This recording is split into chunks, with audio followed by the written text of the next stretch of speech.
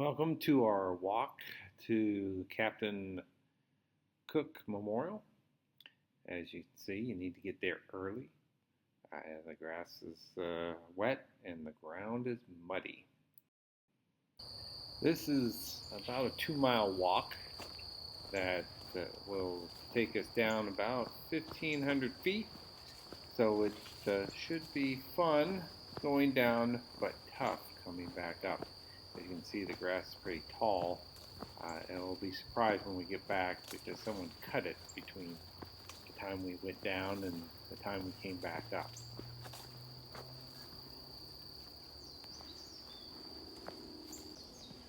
Here's number one. And as you can see, the ground hasn't changed very much. There will start being some dramatic changes later on. But at this point, we're still in the muddy grass, and muddy wet grass, and enjoying kind of a nice descent.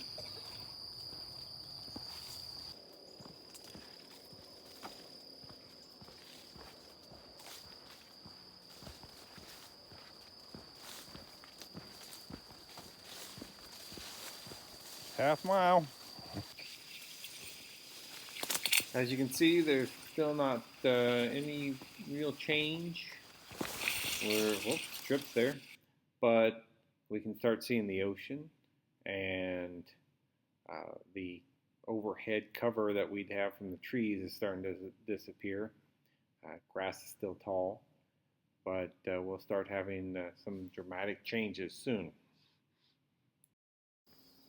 3 snuck up on me. That was a sneaky one. Yeah. 4 seems a little shorter.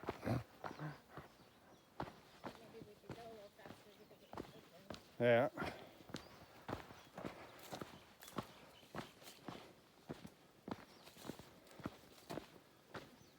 But I bet you this is when it kind of opens up as far as just looking down, going down the hill.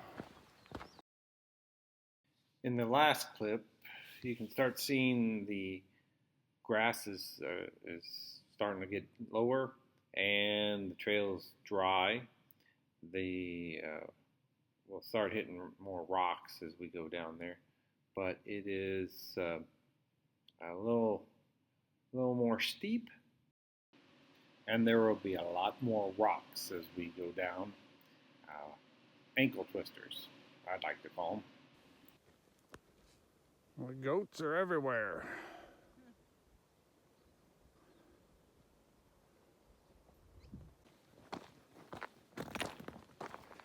Okay, we've passed the halfway mark here at 5. It's really nice to view up here. There's number 6. It's kind of a rough route over here. As you can tell, the routes in 5 and 6 are pretty open and very exposed to the sun. Once we get into 7, then we start getting more shade, and it starts feeling a little bit better, but the rocks are still pretty rough. Here are some examples of what we had to walk over coming down the hill, and also in 7 and even into 8. And there was you need to wear some good shoes when you go to this area. Okay, we made it here. This looks like there's an offset over there. They have a lot of stuff. No lane nets. Oh, there's 8. We found 8. Okay, I was definitely wrong about the offset there. That was actually the trail to the left, and where I was looking at was actually kind of rocks where you could go out, lava, where you go out and you can see the bay there, and it's a nice view, but we needed to go to the left. It wasn't an offshoot. That was the way to go. Oh, and there's the statue, or the monument for Captain Cook.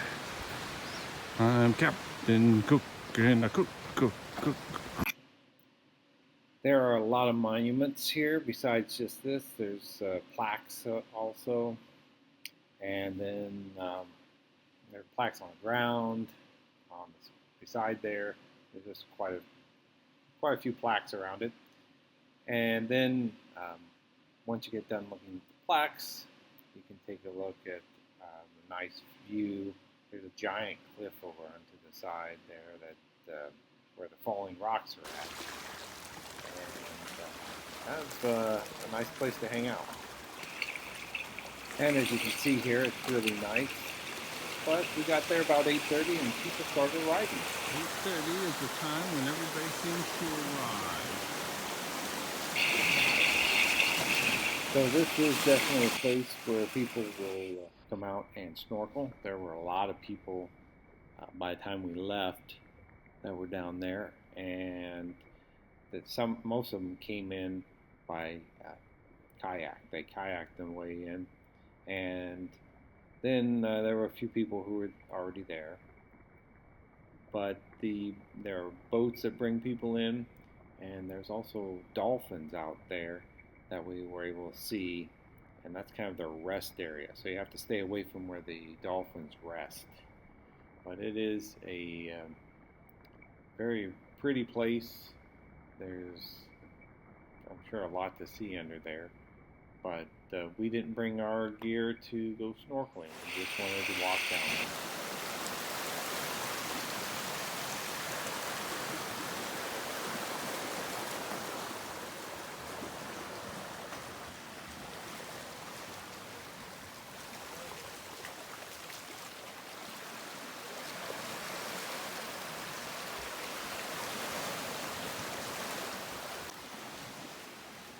Definitely need to get here before 8:30.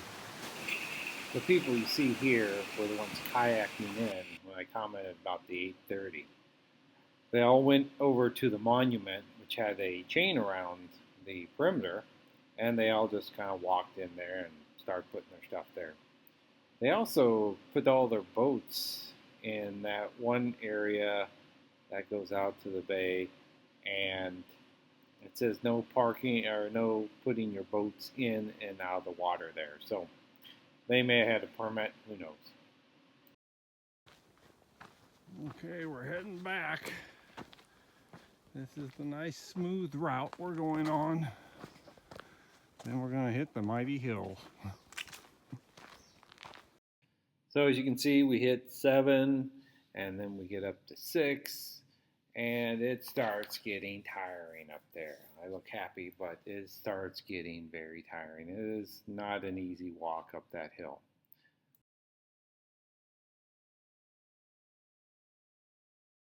There we go. Number 5. Very far away. Okay, here's where it starts getting interesting. As you can see, how hard the rocks look. But the other issue is we started coming across people.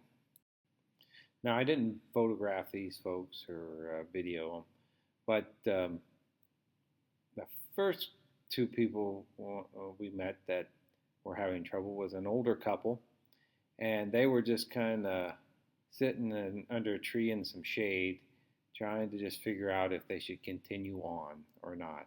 And we told them they had about a half mile to go down there, but my guess is they probably should have just turned around and went back up. Now, there was some other people that we came across that were younger. No, I don't think they would have had any issues, but there was a husband and wife, I assume, and the guy and gal were probably in their late 20s, and he was wearing flip-flops. This was before we got to this rocky area, and I just didn't have the heart to tell him that flip-flops are really not appropriate for where he was about to go. Entering the shady area finally. Whew. A little rough out there in 6 and 5. We left the monument about 9 o'clock and actually didn't get up to the top until about 10:30. But the heat was coming down at this point. I'd done a little research, looked on YouTube. The guys who I watched said, "Hey, you need to get down there early. One, because it gets crowded, and two, because of the heat of coming back up." And so we were kind of spent on this one. This one took a little bit to get back up on, and we were probably on the outside. We should have probably got down there earlier and came back a little bit earlier, but we survived. That was nice. Saw a lot more goats coming up than going down. Okay, looks like we're at number 4. Only got a mile left. Yay! Yeah, somebody definitely cut down the grass since we've been through here this morning. And just to remind you, this is what it looked like going down. The grass was just hitting our legs as we were going down the entire time until we hit the area almost before 5. And they must have just buzzed down from 1 to 4-ish, and then they turned around and cut the other side back up. So it was nice not having to worry about the grass hitting our legs. Almost missed my 3. That's very scary. I'd hate to have missed my number. Plus it gives me hope that we only have 3/4 of a mile left. Now, between 3 and 4, we came across a very large family. It's probably 2 families, siblings or, whoever. But they had a lot of kids with them too. And we were like, oh, this is going to be rough. One of the kids was wearing sandals. He had socks on his sandals, so that was kind of nice. But it was definitely going to be a difficult journey for that family coming back up. We did get passed by one young lady. She just zipped right up, and then there was another guy that just zipped right up past us. Obviously, they were locals because they'd done this route before. But as you can see here in this picture, it's kind of a long route. Okay, marker number 2. I made it to 2. Okay. Getting to the coveted number 1. Number 1 is here. And I can hear the traffic on the road. So we are close. As we approached the start point again, we'd seen somebody had put a sign out there to sell fruit. And then there's this old couple, and they had to be in their 70s. This old guy right here had his camera as a cane also, and his wife, he's the only one I ever got a picture of, but his wife, didn't look like she could have handled this either, and kind of felt bad. Probably should have told him to turn around, not to go down there, because they would have an extremely difficult time. They did not look like they were prepared to do this 2-mile walk. They probably just thought it was a nice, easy 2-mile walk. Here we are, very happy that we finished and made it back up alive. If you look here, this is the parking area. There's only 2 parking spots, actual parking spots for it. The rest you have to park along the road here. And ideally, you have to get here early because I'm sure you have to walk a long distance if you can't park close to the entrance where we were at. So if you do ever plan on taking this, make sure you get there early so that you can find yourself a nice parking spot.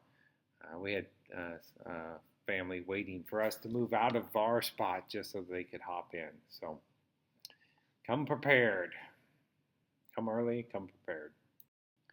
Okay, so a better look at the route is with this map right here. Here's obviously where the start is. Here's where the monument's at.